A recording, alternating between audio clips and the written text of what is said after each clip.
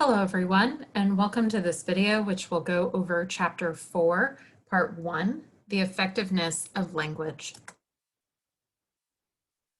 Our textbook starts out with this quote from John Grogan. In the English language, it all comes down to this. 26 letters, when combined correctly, can create magic.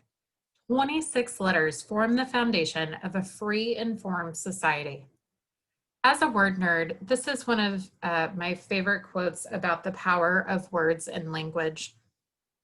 I like thinking sometimes that our entire democracy was created based on the foundation of 26 characters. It's kind of cool to think about. And it also speaks to the impact that words and writing have on our daily lives. You, as professional writers, have been given a gift to help create magic in the world. You, as a writer, have the ability to make someone laugh, to make them cry, to give them information that will be important to their lives, to help them make decisions about what they believe. Your work as a writer can help shape and transform culture and society at large. And that's a really big responsibility. And that's why it's really important that we consider the impact of words and language choice. Words matter. And no matter whether we are intending for them to be good or not, using them in unintended ways can sometimes hurt people. Sometimes it's in a funny way, like misspelling Mississippi when talking about a literacy program. And sometimes it's turning an ordinary Grandparents' Day event into cannibalism because of some improper grammar usage. But other times it can have very serious consequences when we misuse words. For instance, Liberty University is currently suing the New York Times for $10 million because of the way that they reported reports of students testing positive at the university following Liberty allowing students to come back after spring break during the COVID-19 concerns. The university claims that the New York Times falsely represented the number of positive students that came back after spring break on campus. The president actually suggests that there were 0 cases when they made the decision to come back to spring break, while the New York Times said that there were dozens of students, according to a local doctor, who had tested positive. Now, in the New York Times piece, they suggest that the doctor was working for Liberty University, but it was just a doctor that was in the local community nearby Liberty University, and that doctor had no affiliation with the university. Yet the New York Times allegedly claimed that the doctor was an employee of the university and had the right to speak out about it. And so this brings up word attribution and the source attributions that the New York Times used. And while this case is still ongoing and has not been decided, the New York Times has the potential to lose $10 million because of the way that words were used. In the day of convergent media, it's also important to consider the impact of your images. There are some times when using the wrong image can be funny, but sometimes it has very serious consequences. For instance, in 2015, a man sued a Chicago newspaper because they used a photo of him where a murder suspect was supposed to be. And he had no connection to the actual fatal shooting and actually won this court case in 2015 against the Sun-Times media.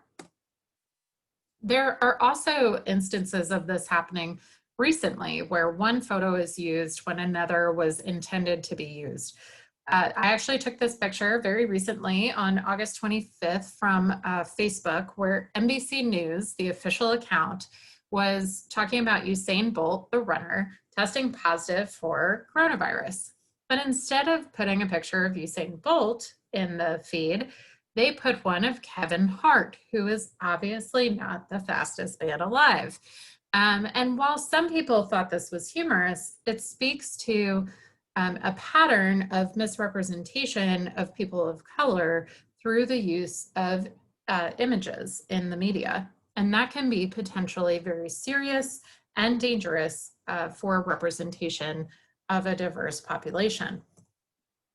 So journalism matters because these errors add up and create meaning for the world around us. In addition, as we continue to make errors or have these little slip-ups in the ways that we present information, it can damage the credibility and trust of us as individual journalists, making it hard for us to get jobs in the media industry, as well as our organizations as a whole. And errors in writing can be costly and embarrassing, forcing the need for corrections, as well as even legal action, as we've seen with the New York Times. I want you guys to be journalists and students, but primarily journalists who can go to a routine event like our textbook talks about, along with dozens of other journalists, and find the front page story. By transforming even the most routine events through the use of great language, word choice, and storytelling, you have the ability to transform something routine into something important for other people. And that is the power of words in media. So how can you write like a pro? There are three main tips that our textbook discusses that you should consider. The first is diction, which means the choice of words that you use, as well as the style and tone of your writing. We've already talked a lot about word choice and how important it is, but just deciding between whether you're going to call a series of events protest or riots can really frame the difference between it having a positive connotation and a negative one. That is a matter of diction. It's a matter of style and choice, but those choices have consequences on how your stories are interpreted.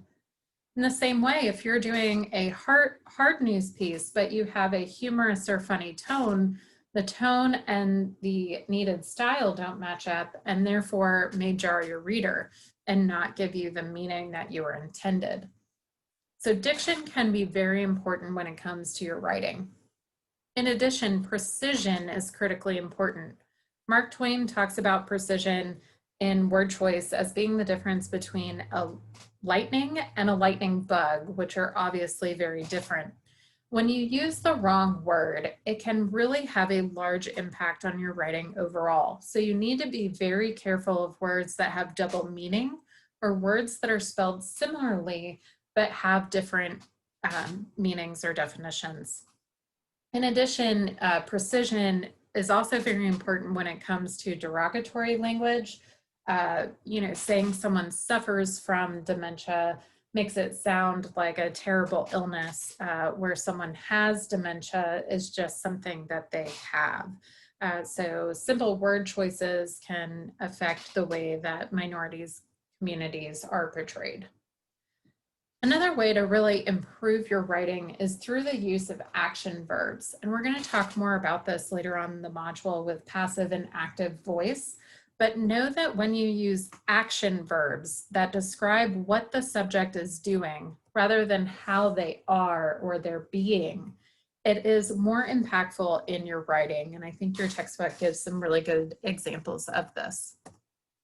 Now, your textbook also addresses common writing errors. And while that section is really great, and we're going to go over a lot of those in Friday's module, I really wanted to talk about the different types of media bias. These examples actually come from a website called All Sides, which I think presents media bias in a very interesting way because it talks about media bias both as intentional and unintentional. And as media writers, as well as media consumers, we need to be aware of the many ways that language can be interpreted as bias. One of the ways is through the use of spin. Spin is vague, dramatic, or sensational language. It tends to stray from objectivity norms and doesn't allow us to measure the facts at hand. A lot of times, journalists will replace the word said, like the source said XYZ, and replace it with a very colored or sensationalized word which changes the meaning of it and gives off an impression of bias. For instance, when Business Insider writes, President Donald Trump gloated over massive layoffs at multiple news outlets on Saturday with his tweets, they are making a judgment statement about Trump's actions. It's not for us to determine whether President Trump actually gloated or not. He just said those things, and then it's up to the audience to decide if that's gloating. You can see a list of examples of spin words, common spin words on the right-hand side, and think about how often these are used. Like in this landmark election, right? You can't really measure whether something is a landmark election or not, particularly before it even happens. So this is just meant to color or sensationalize the event and make it seem more important. Another media bias type is unsubstantiated claims. This is when you make a claim or state of fact without telling who said it or backing it up with further facts. In the example from the Daily Wire, they call Representative AOC out on a long-standing pattern of not understanding how things work. And yet they don't provide any evidence that this is something that she does continually, and in fact is pretty derogatory towards her and women in general. The Washington Post makes a statement about if America's household wealth were distributed evenly across the population, every family of 4 would have a net worth of $1.2 million. And yet you can see that there is no source for this information. Who says that this is true? Where did they get this fact from? We don't really know because it's not attributed. There's no source of the information and is therefore unsubstantiated. You can also, excuse me. It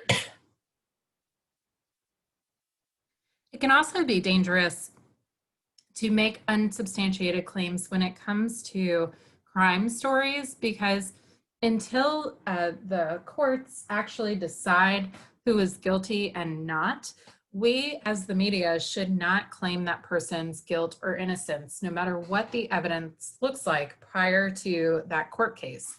For instance, if you think about the Jussie Smollett case, The Hill calls it a violent attack on actor Jussie Smollett instead of saying, an attack that seems violent or Jussie Smollett claimed it was a violent attack.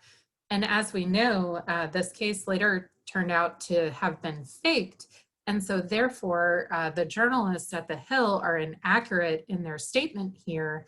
And it is ethically questionable because they were saying that it was true, even though it wasn't.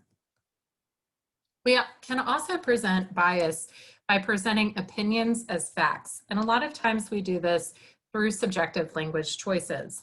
Subjective statements are personal opinions, assumptions, beliefs, tastes, preferences, or interpretations about something. If you're calling something in your article good, better, best, or bad, worst, worst, you're making a judgment statement about that, and your opinion may not be the same as your readers. Yet you're trying to present it as fact, and that is media bias. In this example, where Hillary Clinton was asked to go on the Colbert Show, they say her appearance on the Friendly Show may be another sign that she intends on staying relevant prior to 2020. First of all, it's a judgment because they're calling the Colbert Show friendly. So if they had avoided the use of adjectives, it would be less biased. But even still, saying that Clinton's appearance on the show makes it seem like she wants to be relevant, well, that's just an opinion that the writer has, yet they're presenting it as fact. Another problem to avoid is sensationalism or emotionalism, and this is when you're trying to shock the audience or create a unified emotion. You can hear a lot of this in teases or promos for news, such as, shocking news out of DC today or something like that. That's sensationalism. It's just meant to grab the audience's attention and really doesn't add anything to the actual news and information of the event. Calling a meeting between North Korean leader and South Korea's president plenty to gawk at makes it seem more like entertainment than it does an actual policy meeting. And that is sensationalism. It's meant to draw out the emotions of that event. The same with the BBC calling an election, saying it's going to be a bloodbath. I highly doubt that blood is going to be shed on election day, so they're using hyperbole in order to create more emotion in the piece, and it's really just not necessary. In addition, journalists can mudsling, and this is when you insult things or damage reputations.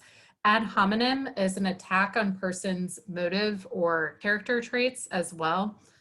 Obviously, a very broad example of this is when Reason, which is a campus free speech magazine, a digital magazine, called Bret Stephens a snowflake. That's very obviously an insulting thing meant to damage Stephens' reputation. In addition, The Economist called Ben Shapiro a member of the alt-right, even though Shapiro has very often come out against the alt-right given their anti-Semitic views, and Ben Shapiro is Jewish. And so it's an attack on his motive or character trait, which would be ad hominem. We have to avoid mind reading as well. We as a writer cannot assume to know what a person thinks or the ways that a certain thing will be interpreted. For instance, the Vox had interviewed Neeson about racism and then interpreted what his statement should mean to the rest of us. That's not fair for us as an audience member. We should be able to determine that ourselves. And we shouldn't, as media writers, try to put our opinions on our audience. In addition, CNN said Donald Trump's hatred of looking foolish. They're assuming that Donald Trump hates to look foolish, which we may or may not know. We can't be in his mind and don't know how he really feels about that. Slant is when a journalist only tells part of the story. For instance, when talking about representative occasional cortex, Fox News said that she and Bernie Sanders received intense criticism for their policy of the Green New Deal, and yet they forget to mention that there were other parties and organizations that actually supported it. That is a slanted view of this event and therefore media bias. There's also flawed logic, which misrepresents people's opinions to arrive at conclusions that aren't there with the given evidence. It's kind of making a jump to a logical point that really shouldn't be made. And so, for instance, the Daily Wire reviewed video footage of George H.W. Bush's funeral and said that Hillary Clinton snubbed Melania Trump. How would they know that? Just because she refused to shake her hand or wave? There are plenty of other circumstances that could explain that behavior, and therefore that would be an example of media bias. Another way to be biased with your information is by omitting information. That could be critical to presenting the entire story or the evidence. For instance, CNN reports that there was a rise in the number of hate crimes reported between 2017 and 2016. However, they don't mention that over 1,000 other agencies reported hate crimes in 2017 than 2016. As the number of agencies that are providing information for these statistics increases, so too will the statistics increase. So it kind of skews the information by omitting that fact. You can also omit sources. This is something I've seen a lot recently in journalism, where we say critics say, as opposed to actually naming who the critic is. It's a very easy way to kind of, mask this unknown critic and not actually give them a name and point to them. So we need to name sources of information rather than just grouping or labeling them. So those are a couple of different instances of media bias. Again, all of those came from All Sides, a website devoted to looking at media bias. Your textbook on page 72 also provides a really good check sheet on things you should be looking for within the language of news that I'd like you to review.